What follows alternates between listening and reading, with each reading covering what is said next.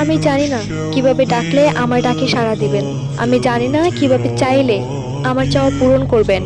আমি জানি না কিভাবে হাত উঠালে আপনি আমার হাত ভরিয়ে দিবেন। আমি জানি না কিভাবে দোয়া করলে আপনি আমার দোয়া কবুল করবেন। কিন্তু আপনি তো আপনার গুনাহগার বান্দার অন্তরের খবর জানেন। ইয়া রব, আপনি তো অন্তরটা দেখেন এবং আপনিই তো বলেছেন, তোমরা আমাকে ডাকো, আমি তোমাদের ডাকে সাড়া দিব। তোমরা আমার কাছে চাও, আমি তোমাদের চাওয়া পূরণ করব। আপনিই তো বলেছেন, খালি হাতে ফিরিয়ে দিতে আপনি লজ্জা বোধ করেন। আমি অযোগ্য, আমার যোগ্যতার বাহিরে আপনি অনেক কিছু দান করেছেন। আমি এবারও বিশ্বাস করি আপনি আমাকে নিরাশ করবেন না।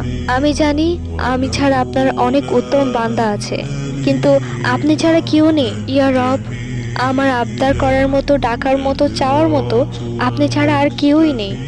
ইয়া রব, আমি দুর্বল, আমার ধৈর্যের পরীক্ষা নেবেন না। আমি তার উপযুক্ত নই। আপনি আমার পরীক্ষা সহজ করে দিন। আপনি আমার ডাকে সাড়া দিন। আমার তো কবুল করুন ইয়া মালিক। আমার খালি হাত আপনার রহমতে পরিপূর্ণ করে দিন। ইয়া আল্লাহ, আমার দুর্বল হৃদয়ের দুনিয়ার প্রতিটা আঘাত আমার মনকে বারবার ব্যথিত করেছে। যেখানে আপনার দরবারে সিজদায় পড়ে চোখের পানি ফেলার কথা ছিল, সেখানে আমি দুনিয়ার মানুষের কথার আঘাতে চোখের পানি ফেলেছি। বারবার মন ভেঙেছে। হে আল্লাহ, মানুষের কটু কথায় নিজেকে বড্ড একা মনে হয়েছিল। হে আল্লাহ, আমি আপনার ভালোবাসা পেতে চাই, আপনার সন্নিকটে যেতে চাই।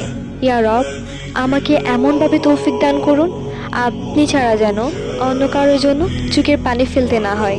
হে আল্লাহ, আমাকে তৌফিক দান করুন, যেন আমি সারাক্ষণ আপনার ইবাদতে মগ্ন থাকতে পারি।